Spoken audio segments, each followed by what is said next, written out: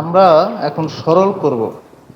যেই সংখ্যাটাকে বা যেই রাশিটাকে আমাদেরকে সরল করতে হবে, 7p plus 3q minus 5r whole square minus 2 bracket 7p plus 3q minus 5r 8p minus 4q minus 5r plus 8p minus 4q minus 5r whole square.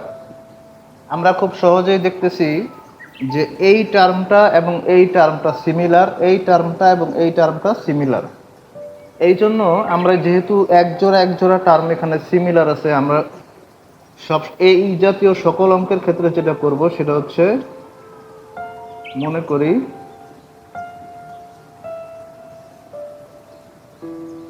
7p plus 3q minus 5r এটা হচ্ছে A, এবং 8p minus 4q minus 5r equals to B. এখন এই যেটা ধরলাম সেটাকে যদি আমি মূল যে আমাদের অঙ্ক আছে সেটার মধ্যে আমরা প্রতিস্থাপিত করি, তাহলে আমরা পাচ্ছি, তাহলে কি হচ্ছে, এটা হচ্ছে এ, সুতরাং এ স্কোয়ার মাইনাস 2, এটা হচ্ছে এ, এটা হচ্ছে বি, প্লাস এটা হচ্ছে বি, বি স্কোয়ার। সুতরাং A minus B whole square. এখন আমি মান বসিয়ে দিব। কিভাবে মান বসাবো?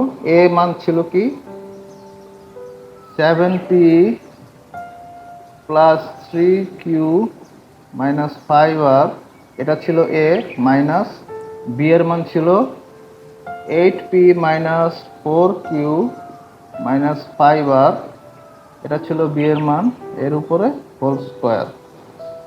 ভেতরে যদি আমি ক্যালকুলেশন করে ফেলি, 7p plus 3q minus 5r, এখানে মাইনাস 8p, এই মাইনাস আর এই মাইনাসে প্লাস হয়ে যাবে, প্লাস 4q, এই মাইনাস আর এই মাইনাসে প্লাস হয়ে যাবে, plus 5r whole square.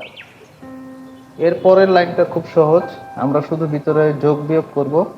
7p minus 8p, এটা এখান থেকে আমি পাবো minus p, plus 3q plus 4q, এখান থেকে পাবো plus 7q, minus 5r plus 5r কাটাকাটি যাবে, অর্থাৎ 0 হয়ে যাবে, square. 7p minus 8p minus p কেন হলো?